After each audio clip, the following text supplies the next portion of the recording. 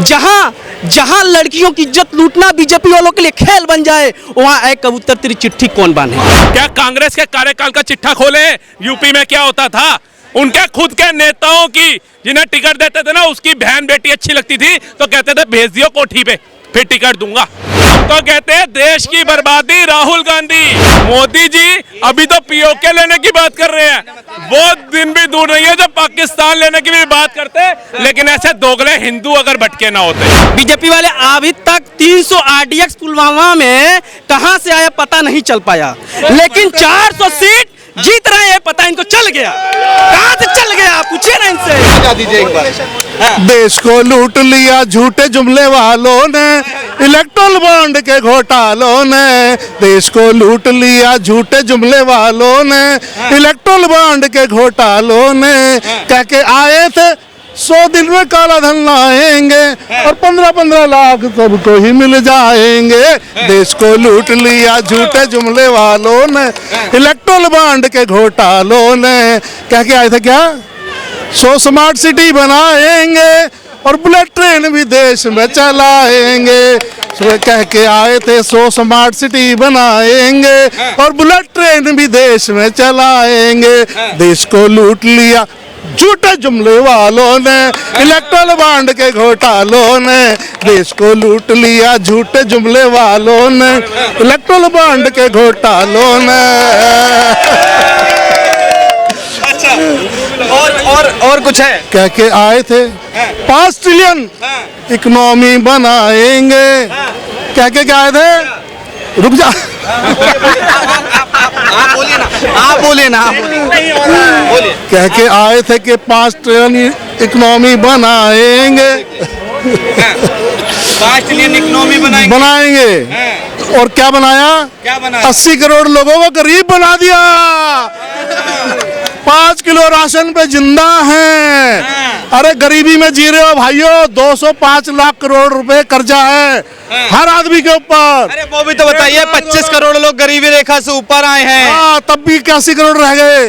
तो ये तो झूठ है, ये तो झूठ है ना।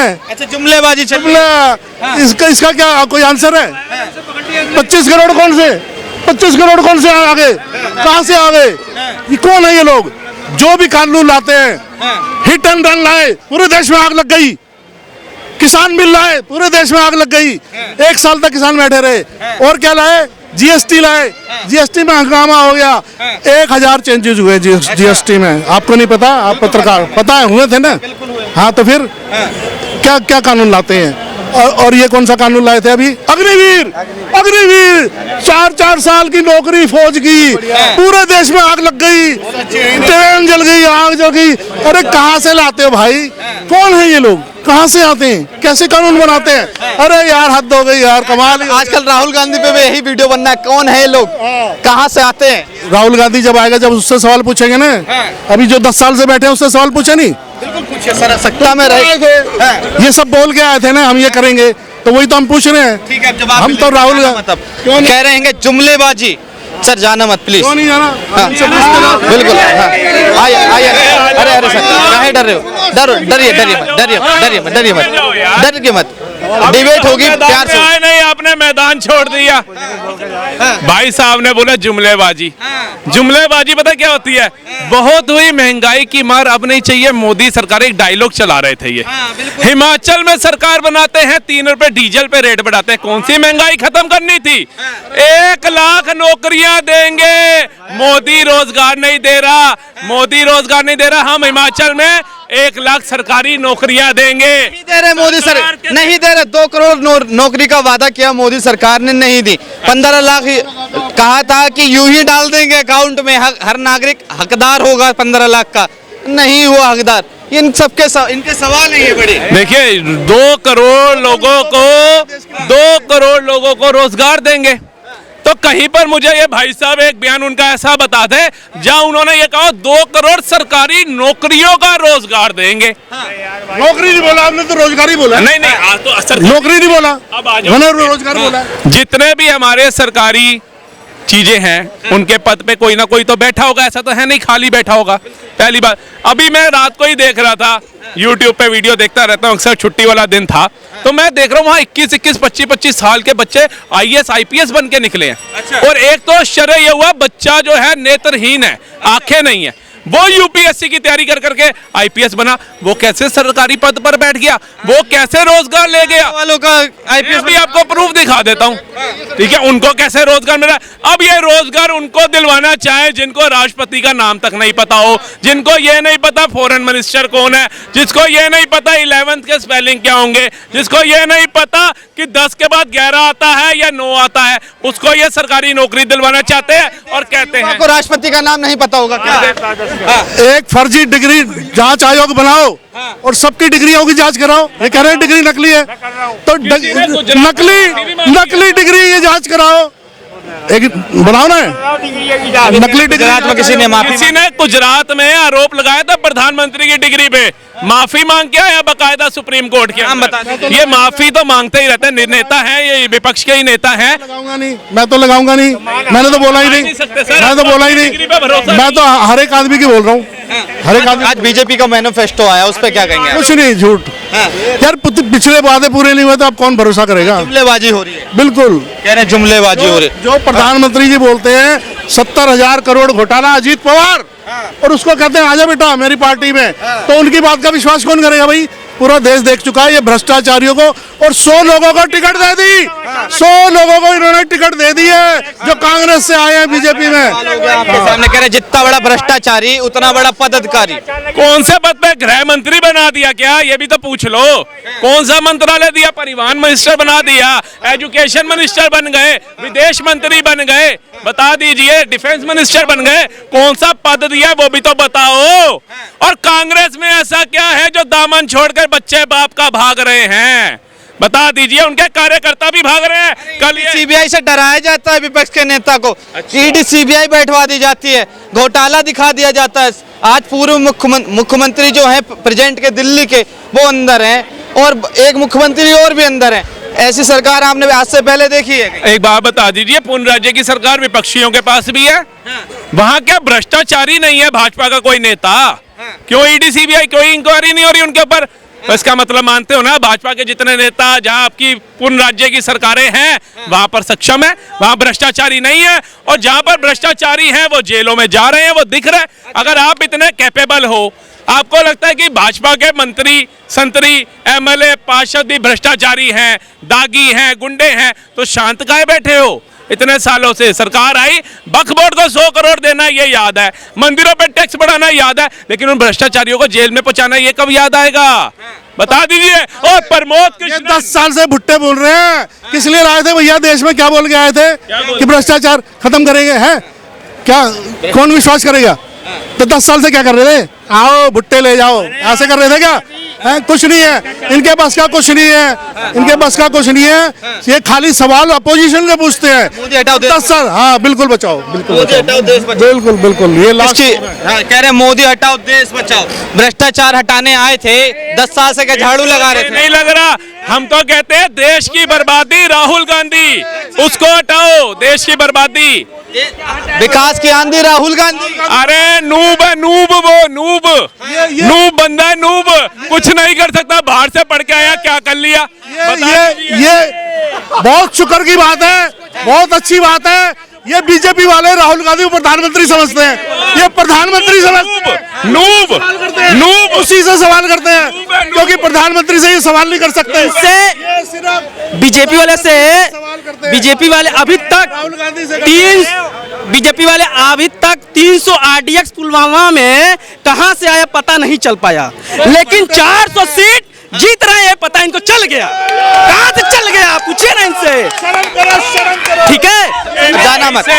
ये पूछना कि बीजेपी वाले ये तो पता नहीं कर पाए 300 किलो RDX कहां से आया, और ये उस राज्य की बात कर रहे हैं जैसे वो बड़ा पीसफुल राज्य था, वहां अमन चैन था। अरे इधर तो आओ भैया जी, जब वहां पर बम फट रहे थे तब कहां थे?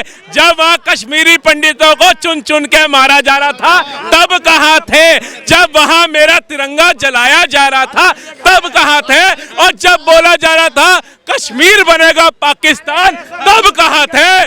तिलक लगा करके यहाँ आ गए, बताइए, तिलक लगा करके यहाँ आ गए। भाई साहब मैं बताऊं, मोदी जी अभी तो पीओके लेने की बात कर रहे हैं, वो दिन भी दूर नहीं है जब पाकिस्तान लेने की भी बात करते, लेकिन ऐसे दोगले हिंदू अगर भटके ना होते। अच्छा एक सेकंड, थोड़ा सा इधर आइए। जब आपने बोला 400 इलेक्शन हुए नहीं, 400 सीट का दावा कर दिया, आप क्या चाहते हैं? देश का प्रधानमंत्री अगर मोदी नहीं तो कौन है? सुनिए, आगे ये रोड छोड़ दीजिए। क्या बताएगा? कह रहे मोदी नहीं तो कौन? सुनिए, 140 करोड़ जनता मोदी को छा रहा है, ये क्या चाहेगा? 140 करोड़ जनता मोदी को चाह रहा है। ये भी 140 करोड़ की जनता में आते नहीं चाहते मोदी को। ये सब जमानत पे चल रहे हैं मेरा भाई। ये सारे बीफज वाले को सदमा लगा हुआ, सदमा। बीपी हाई हो गए मेरा भाई, बीपी हाई। उसको पता है जो 4 जून को 5 जून को टिकट कटा के इटली निकलने वाला है, समझा? एक सवाल का जवाब देके जाइए, अगर मोदी जी ने काम करे तो अपने कामों पे वोट क्यों नहीं मांगते? मछली मंदिर पे क्यों वोट मांग रहे हैं? अरे मेरे भाई किसको समझा रहे हो आप? आपसे बात कर रहा हूँ। इंसान समझने वाला सब समझ रहे हैं। ये सब जो आते हैं ना, ये लाल किले पे दिमाग को गुमराह करने आते हैं, गुमराह। सवाल को जवाब पब्लिक को पता है। मोदी जी अगर प्रवक्ता के तौर पे छोड़ो, अगर माइक पे बोलने भी आते हैं मीडिया के आगे या प्रेस कॉन्फ्रेंस अपने उसके माध्यम से करते भी हैं, अगर रील पे या ट्विटर के ऊपर, तो वो यही कहते हैं कि भैया डिफेंस को मजबूत होगा, आने वाला जो अगली तीसरी बार जो टर्म होगा वो ऐतिहासिक होगा, बहुत कुछ बदलेगा, कामों पे लग जाना। मीटिंग में बोलते हैं भैया डिफेंस मजबूत करूंगा, सड़कें और बिछाऊंगा, ये क्या कहते हैं इनसे भी पूछ लो। बीजेपी का मैनिफेस्टो आया, उससे आपको क्या लगता है? और कांग्रेस का जो मैनिफेस्टो आया उससे आपको क्या लगता है? भैया थोड़ा सा आगे आ जाइए। बीजेपी ने आज तक ने जो दावा किए 2 करोड़ युवाओं को रोजगार के नहीं किया, 15 लाख खाते में आएंगे, हमारा नारी शक्ति सम्मान। देखिए मैं सब कुछ में एक चीज आपको बता दे रहा हूँ, इस देश में बीजेपी के लिए कुछ सस्ती है ना, तो बहुत ऐसी सस्ती जो सबसे सस्ती सी है। पहला एक साधारण मनुष्य का ज्ञान बहुत सस्ता है, दूसरा किसानों की फसल बहुत सस्ता है, तीसरा जवान सैनिकों की शहादत बहुत सस्ती है, चौथा महिलाओं की इज्जत बहुत सस्ती है। इस पर कोई ध्यान नहीं देता और न इस पर कोई बोलता है। हर रोज तिरंगे में लिपट कर हमारे जवान का शहादत आती है, इस पर कोई नहीं बोलने वाला, नहीं कुछ है। यदि किसान का फसल चल जाए, कोई इस पर कुछ नहीं बोलता। यदि किसान 2 रुपया बचाने के लिए पूरी पराली जला दे तो पूरे दिल्ली तक खबर पहुंच जाए, पूरे दिल्ली तक। और यदि किसान का फसल जल गया तो इस पर कोई नहीं बोलने वाला। ये इनके मंत्री विधायक कहेंगे अरे 5 बीघा की बात है ना, जल गया छोड़ो, जल गया। इस पर कोई नहीं जवाब देगा। दूसरा क्या कह रहे थे? किसका क्या कह रहे थे? महिलाओं को सम्मान, कुछ ऐसा कह रहे थे। महिलाओं का सम्मान कहाँ मिल रहा है? हम एक कविता सुनाते हैं, दिल के जख्म पर चाहत की पट्टी कौन बांधेगा, यदि बहनें नहीं होंगी तो राखी कौन बांधेगा। जहां लड़कियों की इज्जत लूटना बीजेपी वालों के लिए खेल बन जाए, वहां ऐ कबूतर तेरी चिट्ठी कौन बांधेगा।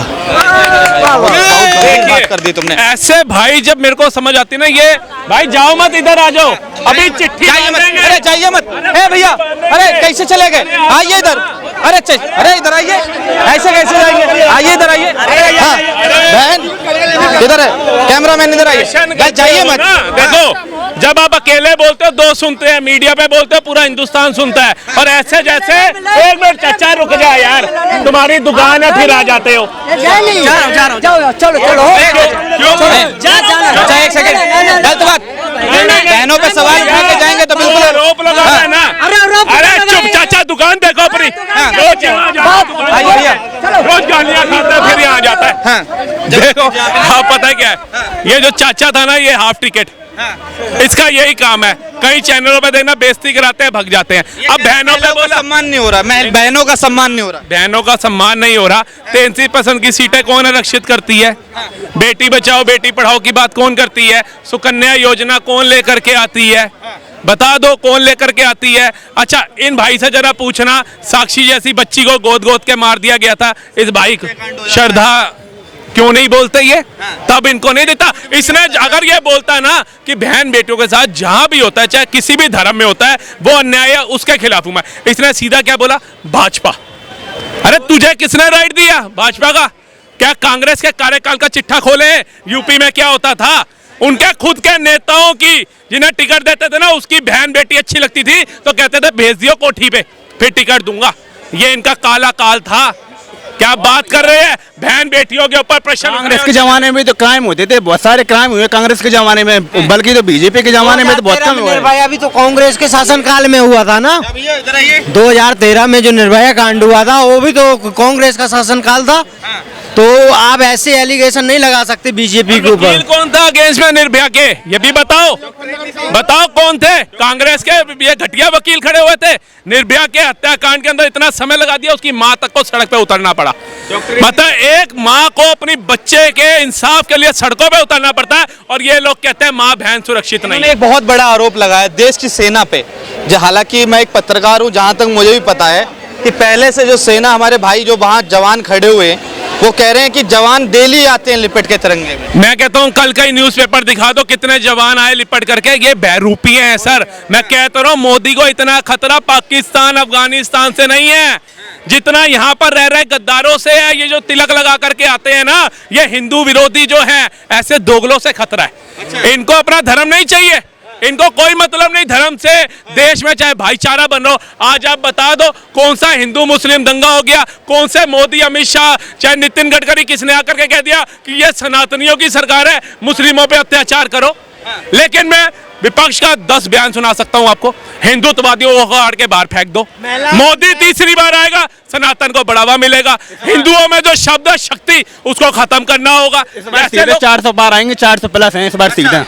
लोग कह रहे हैं कि आज तक जो RDX 19 में आया था भारत के अंदर, जिसमें हमारे जवान शहीद हुए थे, उसका पता तो आज तक नहीं लगा पाए बीजेपी वाले, मगर 400 पार आ रहे हैं ये पता जरूर लगा लिया है। इस बार पूरी बहुमत से सरकार बनेगी बीजेपी। वो ठीक है, बनेगी, ठीक है। गद्दार अपने देश के थे भाई, अपने देश के गद्दार थे। RDX चलाने वाले कौन थे? अपने देश के। अगर ऐसे कौन ले आएगा बाहर से? अपने देश के लोग हैं जो गद्दारी करते हैं। इन लोगों को समझना पड़ेगा सर, ये पुलवामा तक अटके रहेंगे बस। पुलवामा अगर हुआ तो सर्जिकल स्ट्राइक क्यों भूल जाते हो? पुलवामा याद रखते हो आप, कश्मीरी पंडितों का नरसंहार भूल जाते हो। पुलवामा याद रखते हो, तिरंगे का अपमान भूल जाते हो। पुलवामा याद रखते हो, कसाब जैसा दरिंदा भूल जाते हो। पुलवामा याद रखते हो, अफजल गुरु भूल जाते हो। पुलवामा याद रखते हो, देश के अभिन्न राज्यों के अंदर बम विस्फोट बंद हो गए, वो भूल जाते हो। पुलवामा याद रखते हो, बहन बेटियों की आबरू उड़ जाती थी, वो भूल जाते हो। कितनी चीजें याद रखोगे? ये कि इतना कुछ भारत में बदला, वो भी तो देखो। सिर्फ एक पुलवामा के ऊपर अगर आप रोगे तो रोते रहोगे। आपके घर से आर्मी में है कोई? बिल्कुल है, मेरे खुद के ताया जी रिटायर्ड आर्मी अफसर थे। बोलो क्या नाम है तुम्हारा? धन्यवाद, यही सुनना चाहते हो। मेरे को धक्का क्यों दे रहे हो भाई?